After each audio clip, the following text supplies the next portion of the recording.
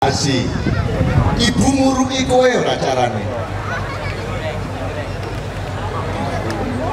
Kowe iso dhewe. Lho, sik diberi asi ku maksudnya piye? Kowe nyusu to, ibumu nyusoni. Aku takon, ibumu nguruki kowe ora piye carane nyusu? Boten, iso dhewe. Iso dhewe. Dia biar nyusu to ya. Kowe iso dhewe apa diburuki ibumu nak ngene lho, nek nyusu ki ya lebokke lambemu, njur kenyuten larangmu kuwi. Lah iso dhewe. Nggih. Iso dhewe. Iso dhewe to? Iso dhewe. Jadi sekolah itu sebenarnya nomor 2. Nomor 1 adalah kemampuan setiap orang untuk menemukan sendiri apa yang harus dikerjakan. Sekolah nambahi karo ngandani karo dorong karo nguntit kan begitu Pak ya. Jadi nyusu iso dhewe ya toh ya sama jenenge berarti iso dhewe. Terus gue digudang karo ibumu digudang piye ning ngudang contohnya ibu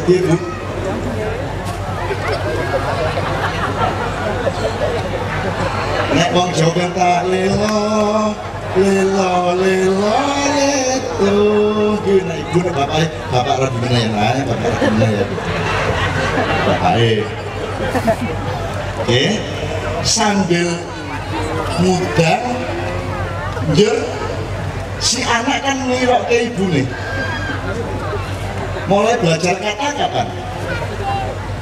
Mulai belajar kata sing nguruki ibune apa gitu?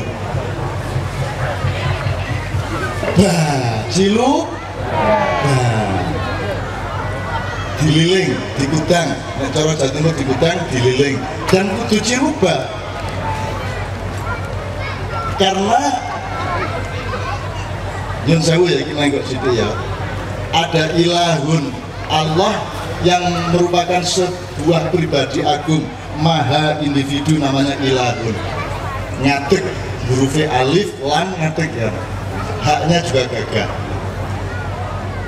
Kulamudhu birok dinas, malikinas, terus ilahinas. Ya nun sewu. Iki orang saya diwalik. Jadi jenengan nek arep nyedak Gusti Allah nomor 1 harus mendekati Allah sebagai Rabbun. Ya. Begitu juga mimpin sekolah nomor 1 bersikap Rabbun, bersikap mengasuh, bersikap mengayomi. Engko nek diayomi sing ngeyel baru bersikap malikinas. Kalau malikinas isih diayali baru ilahinas. Kowe karepmu kalian berarti terakhir itu. Jadi jangan langsung demo, jangan langsung marah, jangan langsung melawan. Rabbun dulu, satu sama lain harus saling mengasuh dulu. Mulanya dirubah, itu nomor 1. Jadi alif, ilahun, bi Allah yang gagah, perkasa. Itu Allah menunjukkan kegagahannya itu terakhir, gue ngeyel banget, baru. Tapi sehari-hari kan Allah membawakan dirinya kepada kita dengan sifat yang pengasih lagi. Nah yang bismillahirrahmanirrahim itu yang dipilih Allah untuk mendekati kita, yaitu Rahman dan Rahim. Jadi guru kepada murid harus Rahman dan Rahim, murid kepada guru dididik untuk Rahman dan Rahim. Engkau naik wis kepeksa lagi Malik, aku kuasa loh, tak toke loh bisa sekolahan Malik gitu. Nah tetap ngayal baru ilahinas baru wis ngene wae kerenan wae nang kebon wis. Rumah sama kepala sekolah wis tua rawani kok piye karo kowe. Nah itu nek wis ora dalan lagi ilahinas. Nah kalau Rabbun itu kan Bu, alifnya ditekuk dadi huruf ra. Terus le tekuk kaya wong rukuk nih kata ra. Terus bar kuwi sujud, bar kuwi mlumah bak ilak perahu to Bu. Perahu, jadi ibu itu seperti perahu yang menampung penumpangnya, menampung bayinya. Mulai naik ngudangkan cilu, bak, soalnya harus tekan huruf bak. Orang itu harus alif, ro, apa cilu, ro, cilu, alif, raiso. Cilu, bak, ini kok ada adik gaduh. Ini tenanan cenderung gue, ya. Oke. Berarti pertama bekerja, beramal, yaitu keluar dari perut. Kedua baru menangis, ketiga baru belajar huruf kata A, B apa toh nggawe diwuru itu si anak kan menirukan ibunya mengucapkan huruf-huruf, betul enggak? Mengucapkan huruf-huruf. Nah, jadi sebenarnya sekolah itu nomor satu adalah membiasakan dan memberi atmosfer untuk supaya anak itu menjadi pekerja, orang yang beramal. Beramal itu bukan sodako, lain. Sodako itu salah satu jenis amal.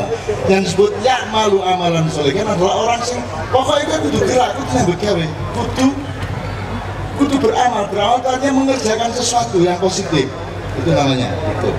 Nah, urut-urutannya itu mau ya. Jadi lebih penting di ngomong apa nyambut gawe? Nyambut gawe. Bekerja atau berkata? Bekerja. Bekerja. Di sekolah kamu diajari kerja apa diajari berkata? Kerja. Kurikulum itu urusannya berkata, mengetahui terus dikatakan, ataukah bekerja atau ego melakukan sesuatu? Kurikulum itu urusan kata semua, betul enggak? Kognitif namanya. Oke, lagi berkata itu ketiga. Jadi nangis itu masalah psikologis. Pertama urusan ego bekerja, berkegiatan. Nomor dua psikologis, hati seneng, hati sedih. Nomor tiga baru ilmu. Dozi, aku takon.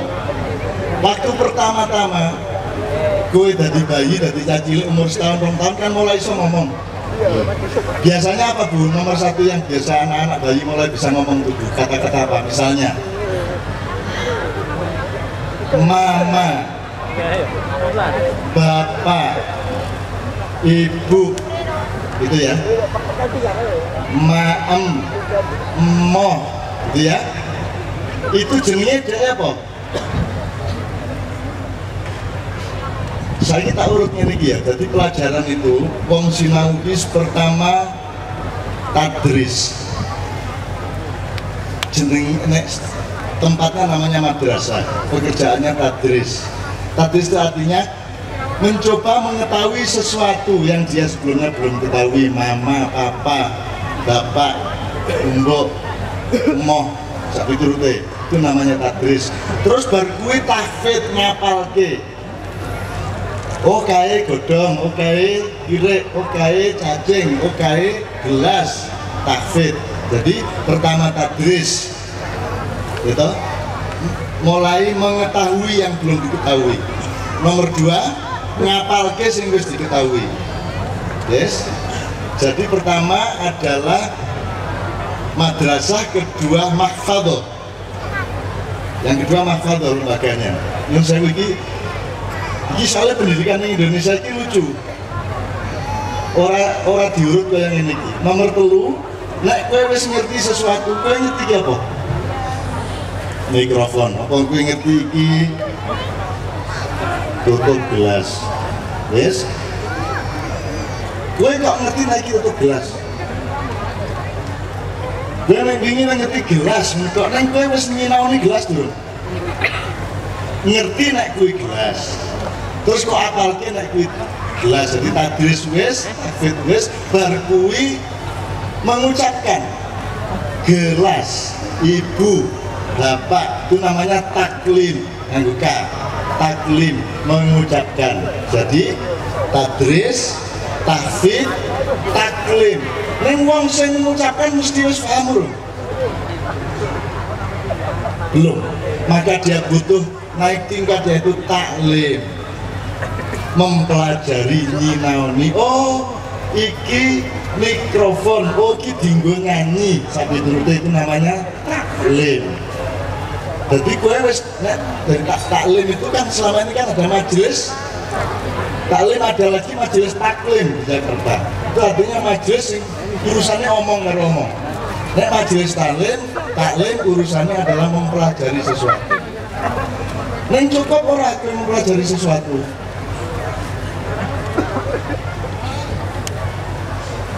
Jadi nanti di SMA masih ada jurusan. Apa itu? IPA sama IPS, mempelajari secara khusus, secara mendalam. Ya. Ya betul ya, itu namanya takrif. Tempatnya namanya makrofah, produknya namanya makrifat. Jadi kue ngerti tenan, kok leboni tenan, kok selami tenan, kok hayati tenan, itu namanya takrif. Nanti kita masuk fakultas A, B, C, D, E, F di universitas, itu namanya penyempurnaan takrif. Ya. Nah, gua harus baru universitas adalah lebih tinggi dari yang namanya pendidikan, yaitu takdib.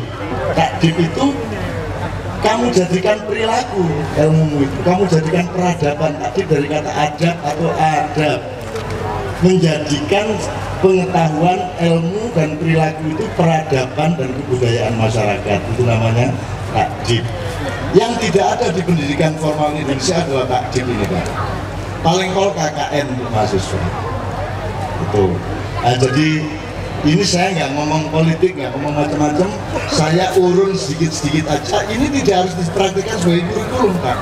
Cukup difahami sebagai pemetaan pendidikan oleh para guru dan kepala sekolah. Asal mengerti urut-urutannya itu tadi, insya Allah anak akan lebih menjadi orang yang lebih mengerti dan lebih arif, lebih baik, insya Allah satu sama lain. Itu. Oke. Waktu kita tidak banyak, jam. Sekarang jam 11:08. Kita tadi dibatasi ya paling kok jam 11 atau setengah rolas, nanti jam rolas itu kata Pak kepala sekolah tentunya. Saya sampai nawatonan. Ya, sekarang kita kasih waktu 14 jam sebelum sampai jam setengah 11 kurang dikit. Kalau ada pertanyaan, kalau ada sanggahan, bantahan, apapun, 3 orang satu-satu pertanyaan kalau bisa. Kalau tidak ada kita nyanyi lagi. 1, silakan maju Mas. 1, ya maju Mas. Ya, silakan maju deh, silakan maju. Mikrofonnya di sini. Tolong Mas Imam dibantu. Ya, silakan. Ya, duduk sana ya. Kalau bisa tentang pendidikan ya Mas ya. Oke. Ini tentang pendidikan. Jadi kata Ali bin Abi Thalib, didiklah anakmu sesuai zamannya. Maka dari itu kurikulum berubah terus-menerus. Sekarang yang kita pakai adalah kurikulum 2013. Nah, sebenarnya seperti kata Banu tadi, tidak hanya kognitif, tapi juga sekarang memperhatikan tanah efektif dan psikomotorik. Seperti tadi juga dikatakan bahwa bayi itu sebenarnya bekerja, mendorong. Sekarang ada keterampilan itu, psikomotorik, diajarkan bekerja. Kemudian ada juga bahwa bayi itu menemukan sendiri puting ibunya. Sekarang ada pendekatan saintifik dan inquiry. Jadi sebenarnya pendidikan kita sudah berubah ke arah yang lebih baik. Namun data yang ada dari UNESCO misalnya, dari PISA atau IMF, pendidikan kita masih 10 di bawah dunia. Seperti itu bertahun-tahun. Nah, yang saya tanyakan sebenarnya, saya pernah bertanya pada Pak Ilyas di UNES, kenapa pendidikan kita seperti itu padahal sudah digunakan berkali-kali, kurikulumnya diganti terus-menerus. Kata Pak Ilyas, kenapa kita harus pakai standar itu? Seperti lagu tadi, kenapa harus pakai sonisasi barat, kenapa tidak pakai standar yang lain? Yang saya tanyakan, standar yang baik, standar pendidikan yang baik itu apa? Kemudian kalau sudah didandani ternyata seperti itu, apa yang bisa kita lakukan untuk dandani lagi seperti itu kan? Terima kasih. Ini supaya nyambung ya, langsung saya jawab. Mohon bersabar dan saya usahakan untuk se-efektif mungkin. Jadi gini deh, kita itu melakukan kesalahan besar sejak merdeka. Kita itu begitu merdeka, kita memotong hubungan kita dengan masa silam kita dan dengan bapak kita. Kita melakukan apa yang saya menyebutnya gini, kita melakukan sejarah adopsi. Kita tidak melakukan sejarah kontinuasi. Kita tidak meneruskan apa yang sudah kita punya melalui bapak kita. Kita adopsi dan mengambil dari barat, termasuk dunia pendidikan. Kalau sampai sekarang ngomong sampai psikomotorik, sampai otak kanan, otak kiri segala macam, kita gumun karena Anda memang dari dulu buntuti barat. Jadi gue yang bully-bully kayak, saya ini lagi mulai tekan ngarep gumun. Nah, kue sinau nang mbah-mbahmu biyen orang Jawa pendidikannya jauh lebih komprehensif, jauh lebih maju. Tapi karena kita begitu merdeka tidak mau lagi menghargai masa silam kita, Indonesia tidak menghargai Jawa. Jawa itu dianggap kuno, Jawa itu dianggap masa silam gitu. Makanya saya kemana-mana itu ada dia tapi dari wong Jawa sing tenanan. Jadi sangat banyak hal-hal yang sebenarnya kalau kita pelajari dari mbah-mbah kita, misalnya kan beda tuh ya. Wong Barat karo wong Jawa ya beda nih caranya sinau. Lebih parah lagi karena sinau itu sama dengan sekolah. Untuk berilmu walau bisin artinya tolabul ilmi faridatun ala kulli muslimin wa muslimatin. Mencari ilmu itu wajib bagi setiap muslim dan muslimah, diartikan sekolah. Loh, golek ilmu orang yang sekolah. Sekolah ya golek ilmu ning orang yang sekolah kuwi golek ilmu. Nah, orang dulu tidak ada sekolah tapi dia tidak kalah canggih di bidang apapun saja. Bahwa Mojopahit tidak punya keraton gede, memang mereka tidak hedonis, mereka tidak mengagungkan kebesaran duniawi, mereka tidak pakai gedung dan batu bata, mereka pakai kayu keratonnya dan seterusnya. Banyak sekali saya punya alasan-alasan mengenai itu. Jadi sekali lagi awake dhewe saiki mengubeng. Nek biyen kowe gelem nglakoni apa sing wis dilakoni bapak-bapakmu, saya kira kita lebih maju dari orang barat. Nyuwun sewu ya Bapak sekalian. Sekarang coba adakan penelitian. Misalnya orang bekerja hubungannya sama sekolah berapa persen? Coba ada yang meneliti coba. Pekerjaan seseorang hubungannya kalau sekolahan, kalau bekerja tidak ada hubungan sama sekolah itu pirang persen musuh pirang persen. Coba nih masih meneliti. Ya? Gini, misalnya saya lihat semua anak-anak yang di sekitar saya itu kerjanya tidak ada hubungan sama sekolahnya. Semua TKI, TKW di luar negeri itu mengerjakan sesuatu yang tidak ada hubungannya sama pekerjaannya. Hanya expert yang kerjanya sesuai dengan fakultasnya, di fisika, elektronika, otomotif dan seterusnya. Ya. Tapi kalau pekerjaan yang sifatnya sosial, kultural dan teknologi rendah itu tidak ada hubungannya. Anak lulusan bahasa Arab kerjanya bikin handphone di Korea. Jangan dipikir Samsung Anda itu bikinan orang Korea. Jangan dipikir 4G LTE itu bikinan orang Korea, bikinan orang Kediri, bikinan orang sini. Gue tuku sepatu neng toko ke rumah samu gaya nang Prancis ora kuwi gawe ning kene dipak ning Prancis dol ning kene meneh. Dan orang Indonesia punya multi bakat yang luar biasa. Ini contohnya banyak sekali. Ini jawabnya sodoh banget. Tak kayak contoh si tentara. Tentara Indonesia itu dengan fasilitas yang sangat rendah, senjatanya sangat sedikit, biaya maintenance sangat rendah. Diembargo oleh Amerika 22 tahun selama Pak Harto. Tidak boleh beli senjata, tidak boleh ini itu. Tapi mereka selalu 3 besar dunia. Tahun kemarin mereka lomba tembak sedunia itu mereka juara umum di Australia. Kopassus kita, apalagi Denjaka, apalagi satuan-satuan khusus dari Paskas, itu mereka hanya bersaing sama Israel sama Jerman. Amerika kalah kabeh. Tembak tepat kita menang. Mongko ora sumbut karo biayane, ora sumbut karo persediaan alat-alatnya. Nek kono latihan nembak berlebihan itu artinya kita itu pelurunya terbatas. Pernah ada tahun di mana tentara itu punya hanya jatah 2 peluru dalam seminggu untuk latihan. Jadi seminggu latihan dor turu seminggu, ya dor mana turu seminggu. Tapi kita juara dunia. Dan tentara di Indonesia bukan hanya tentara, itu bedanya dengan di luar negeri. Di Indonesia tentara itu iso sembarang. Maka tentara kita kalau tugas di misi perdamaian di Timur Tengah, di Afrika, di mana-mana itu selalu disayang dan menjadi favorit dari penduduk setempat. Karena tentara Indonesia itu iso sembarang. Kayak tentara ngaji ya pinter, selawatan ya enak, gendong bayi pinter, dandani gentang iso, meliwat pinter, masak iso. Itu pokoknya iso sembarang orang Indonesia ya.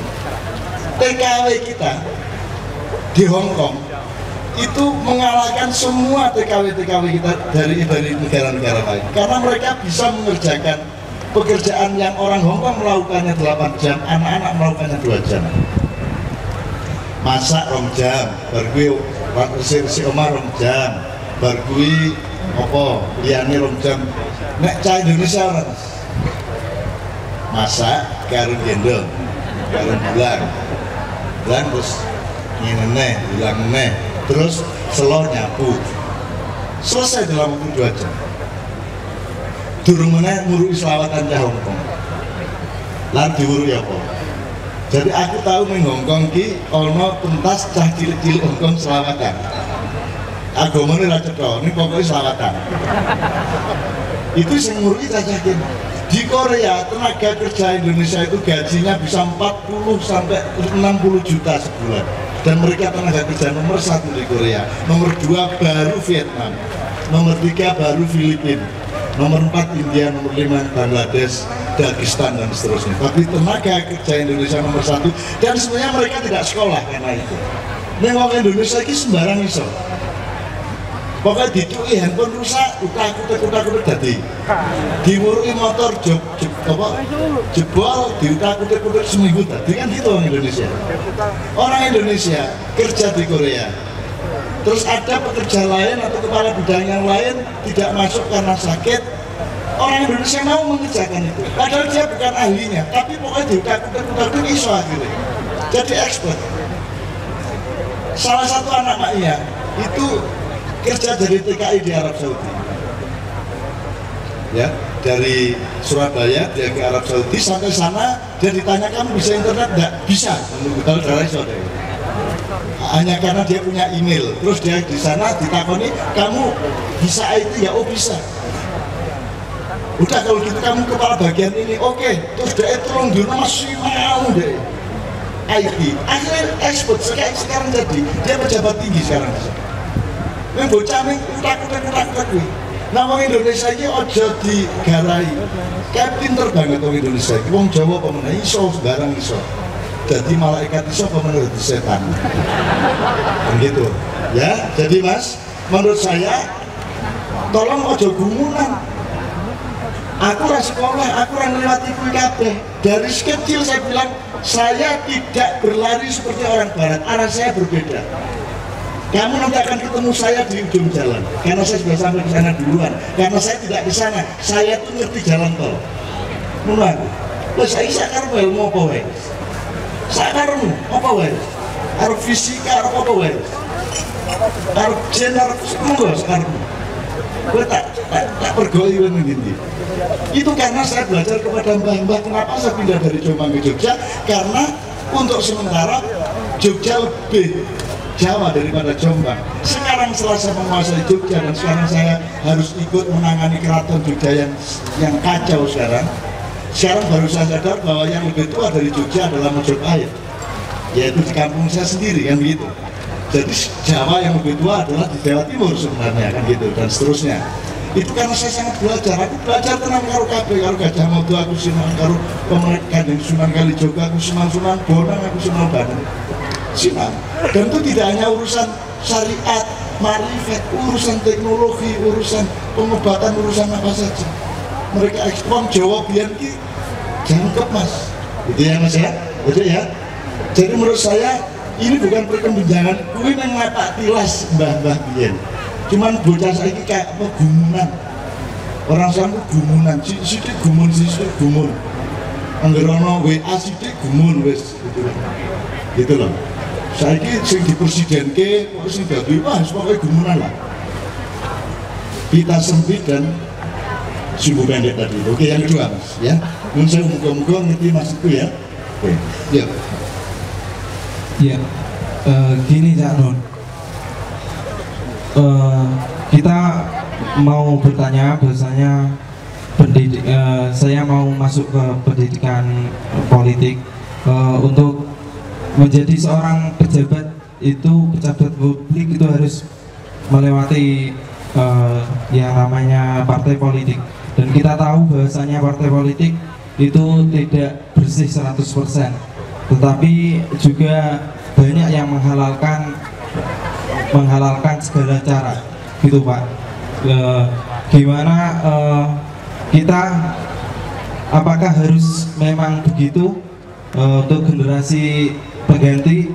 Apakah sistemnya yang salah, sistem dari untuk menuju ke pejabat, gitu Pak? Ini pertanyaan dasar si biar jadi pemimpin kok jadi penguasa. Jadi kamu ingin jadi pemimpin apa jadi penguasa, kan itu lain sama sekali. Nek gue mengarep jadi pejabat, ora sah nyinaoni sing daki-daki. Sing gue pinter dusul-dusul, ya, pinter merayu, pinter mekan-mekani sopo, terus pokoknya gue dusul-dusul itu ya, dusul ya. Kalau jadi pemimpin lain masalah. Ini saya nggak ngomong lurah camat ya, lurah camat saya bapak-bapak sekalian mohon tahu ya, saya mau acara seperti ini kabupaten ke bawah.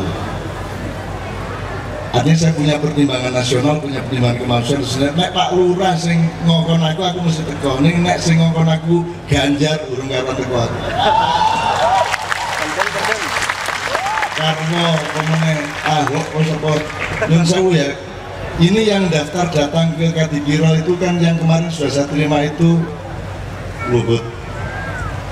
Besok ini tanggal 8 atau 9 saya diminta untuk menemui yang nomor 1 itu,